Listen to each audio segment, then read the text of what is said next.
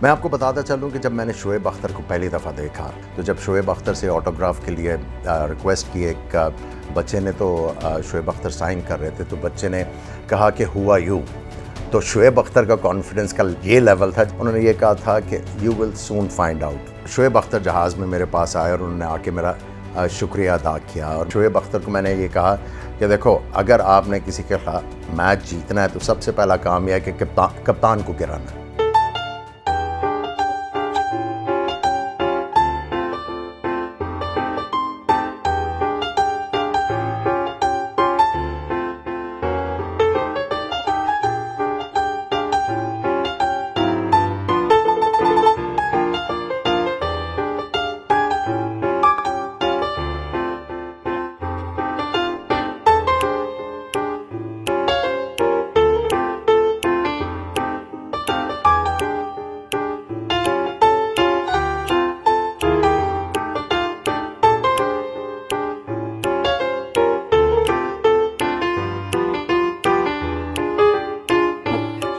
बिस्मिल्लाहिर्रहमानिर्रहीम, अस्सलाम वालेकुम and welcome to my official YouTube channel. जैसा कि पिछली एपिसोड से मैं आपके सवालात दे रहा हूँ, उनके जवाबात दे रहा हूँ, तो आज का जो क्वेश्चन है वो मरियम न्याजी साहबा, उमैर और मेरा ख्याल है अदनान साहब, उसके साथ साथ हज़ीब ज़मान साहब ने पूछा, और भी लोगों ने एक ही तरह का क्वेश्चन पूछा, तो मैं कोशिश करूँगा उसका आपको जवाब दूँ।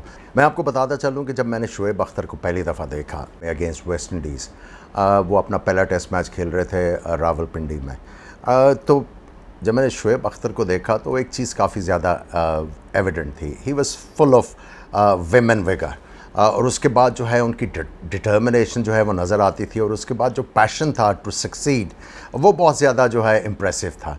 और उसके बाद जब आप उनके कॉन्फिडेंस की बात करते हैं तो मैं आपको एक वाक़या कोट करता हूँ कि जब शोएब अख्तर नए टीम में आए, तो टीम की बस ने अराइव किया होटल में, तो बच्चे ऑटोग्राफ सीख कर रहे थे। तो जब शोएब अख्तर से ऑटोग्राफ के लिए रिक्वेस्ट की, एक बच्चे ने तो शोएब अख्तर साइन कर रहे थे, तो बच्चे ने कहा कि हु आर यू।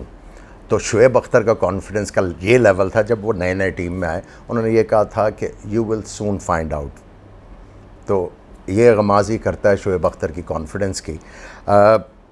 उसके बाद जब हम लोग साउथ अफ्रीका टूर पे जा रहे थे, तो मुझे दोबारा से रीअपॉइंट किया गया वाइस कैप्टन के लिए।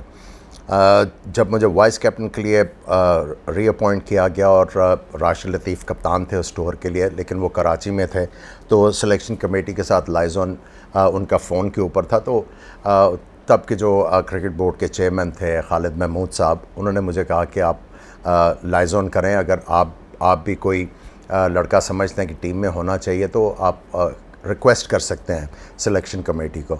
तो हमारे दरमियान जो लाइजन कर रहा था सिलेक्शन कमेटी, और मेरे दरमियान वो तलत अली मलिक साहब थे, जो पाकिस्तान के टेस्ट क्रिकेटर रहे हैं, मैनेजर रहे हैं, मैच रेफरी रहे हैं, और भी चीज़ों में पाकिस्तान क्रिकेट बोर्ड में आफ्टर क्रिकेट इन्वॉल्व रहे हैं। तो वो लाइजन कर रहे थे। तो मैंने जब पता लगा कि शोएब अख्तर टीम में नहीं है, तो मैंने उन्हें रिक्वेस्ट किया कि हम लोग जा रहे हैं साउथ अफ्रीका, वहाँ पे बाउंसी पिचेस हैं, उसके पास स्पेस भी है, वेनम भी है, तो अगर वो शोएब अख्तर को टीम में डाल दिया जाए तो ये टीम के लिए फ़ायदेमंद होगा।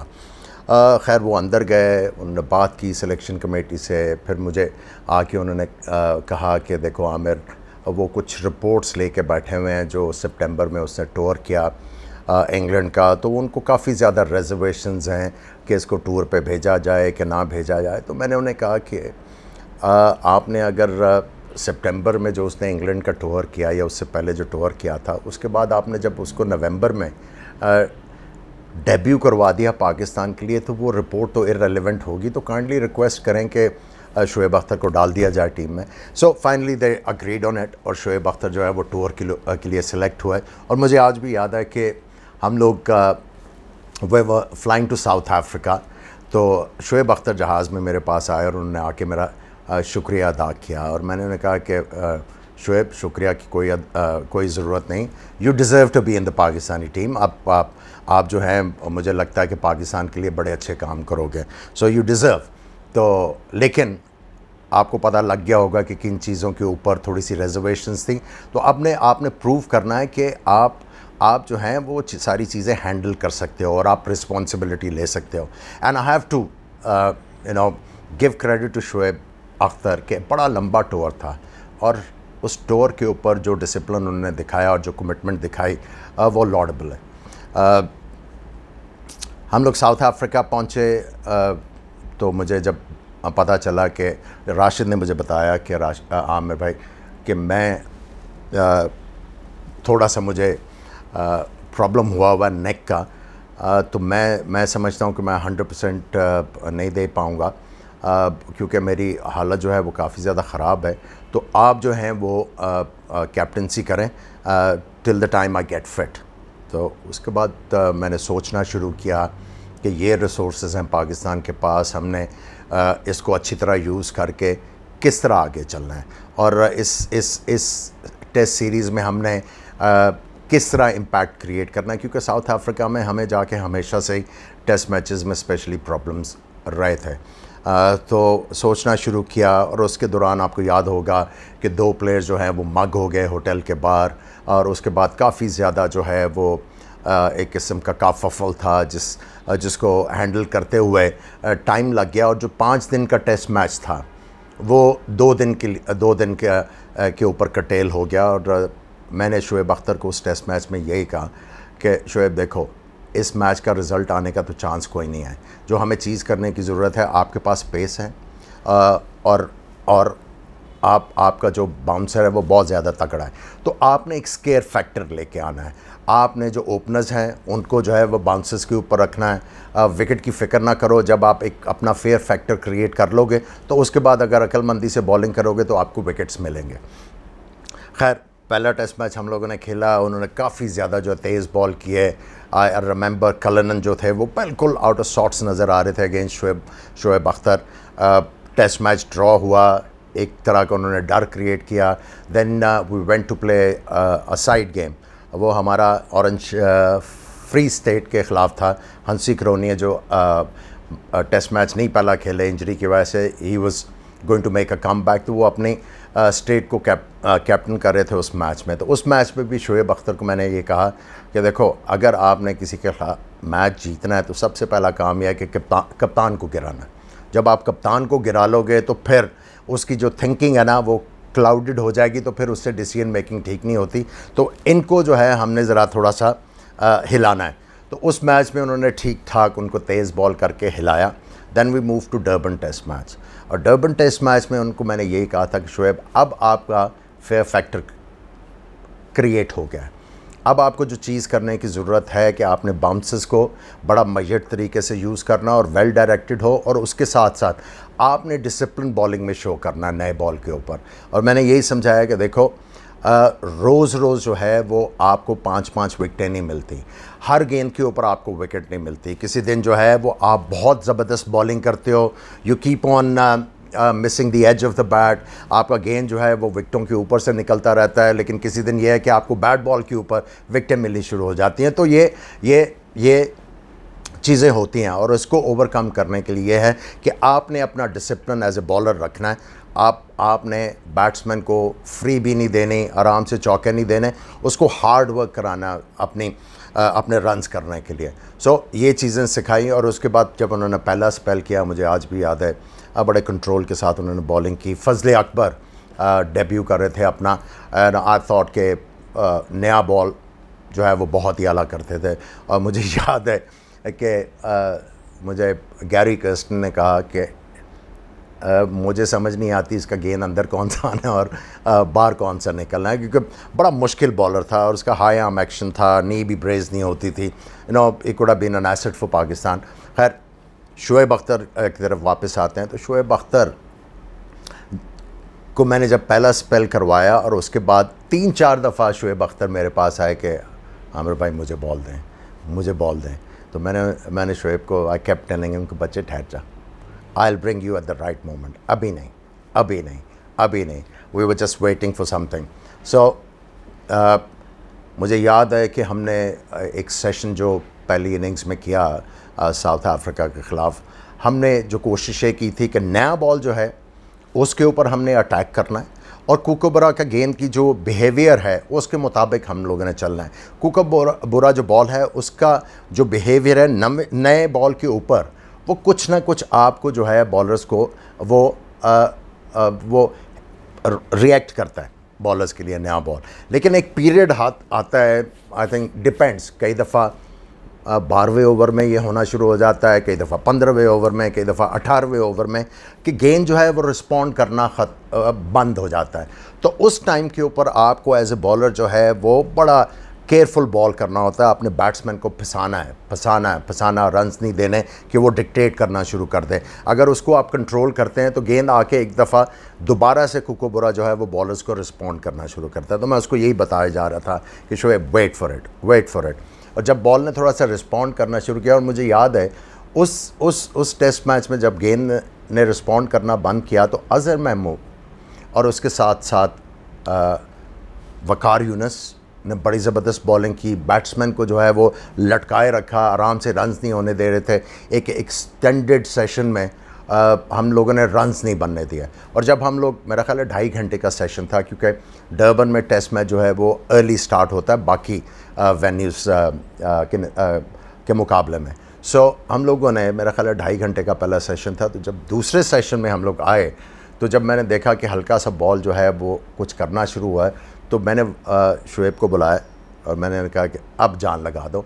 और एक चीज़ का ख्याल रखना, ये जो एक्सपेक्ट कर रहे हैं तुम्हारे साथ, जो हमारे पाकिस्तानी बॉलर इन द पास करते थे कि यॉर्कर बहुत ज़्यादा करते थे, ये यॉर्कर के लिए तैयार हैं और ये बाउंसेस के लिए तैयार हैं।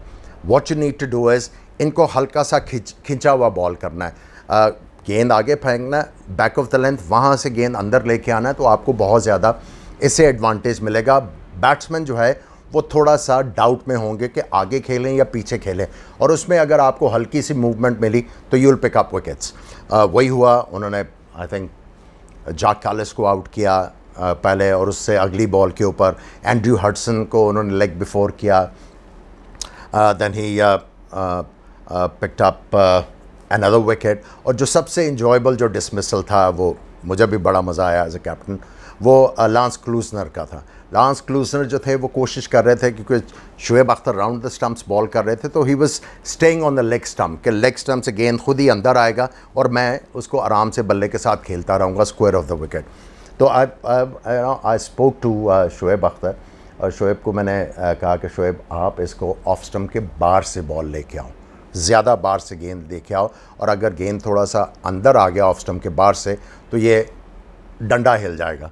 तो you know, hats off to Shoaib Akhtar कि जिस कंट्रोल से जिस आइडिया को उन्होंने एग्जीक्यूट किया, that was a joy to watch. So ये चीज़ें थी जो शोएब अख्तर के साथ जो है मैंने डिस्कस की, और उनको बताया कि आपको क्या करना है to be successful at the highest order, और आपको आपने अपनी पेस को जो अपने एडवांटेज के लिए किस तरह इस्तेमाल करना। क्योंकि बैट्समैनों के लिए अगर बॉलर बहुत ज़्यादा गेंद तेज़ कर रहा है तो वो पेस बैट्समैन के लिए भी बहुत ज़्यादा एडवांटेज लेके आ सकती है। आपको as a batsman just time करना बॉल यूजिंग द पेस, और आप आराम से रन्स कर सकते हैं अगर आपका गेंद के ऊपर कंट्रोल नहीं है। So Shoaib Akhtar from the very beginning I was very impressed with this talent, के सारा कुछ था, कंप्लीट पैकेज के साथ साथ जो कंट्रोल था उनकी बॉलिंग में, इतने आराम से वो बैट्समैनों को रन्स नहीं करने देते थे।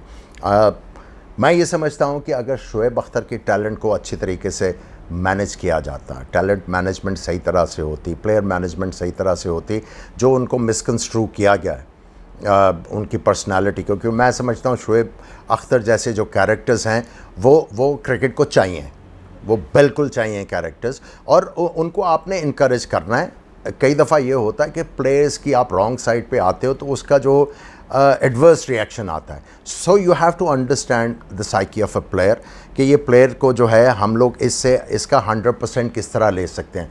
कई प्लेयर जो हैं उनको प्यार से समझाना पड़ता है, कई प्लेयर्स को आपको चैलेंज थ्रो करना पड़ता है, कई प्लेयर्स को आपको दबका मारना पड़ता है। तो Shoaib Akhtar was a character जिसको प्यार से आप कहते थे कि ये शोएब चाहिए तुम्हारे से, और वो अपनी जान भी लगा देता था उसके ऊपर। मैं समझता हूँ कि Shoaib Akhtar could have perform way much better for Pakistan, लेकिन खैर जितना भी उन्होंने किया पाकिस्तान के लिए, it was exciting.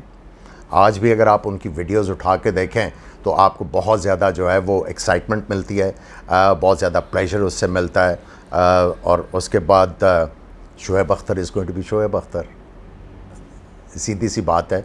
And like I said before, उस तरह उनकी तरह के जो कैरेक्टर्स क्रिकेट को चाहिए, if they are handled properly. तो आज का एपिसोड इसी जगह पे ख़त्म करते हैं और नेक्स्ट एपिसोड में जो एक और इंटरेस्टिंग क्वेश्चन आया हुआ है, जिस तरह मैंने पिछले एक एपिसोड में बात की थी कि ग्रेट प्लेयर सिर्फ वो नहीं होता जो इंडिविजुअल परफॉर्म करता है, उसकी ग्रेटनेस का तब पता लगता है जब उसके आसपास प्लेयर्स जो हैं वो इम्प्रूव करना शुरू करते हैं, उनका लेवल ऑफ द गेम जो है वो रेज़ होना शुरू होता है उस ग्रेट प्लेयर की वजह से। तो ये है ग्रेटनेस। तो मेरे से क्वेश्चन ये हुआ कि आपने जावेद मियांदाद का तो बता दिया है कि उनकी वजह से बैट्समैन जो है वो इम्प्रूव होते थे, कौन सा बॉलर था जिसकी वजह से पाकिस्तानी जो बॉलर्स हैं वो उनकी जो है गेम रेज़ हुई और उन्होंने पाकिस्तान के लिए बहुत अच्छा किया। नेक्स्ट एपिसोड में बात करेंगे। टिल देन खुदा हाफिज़।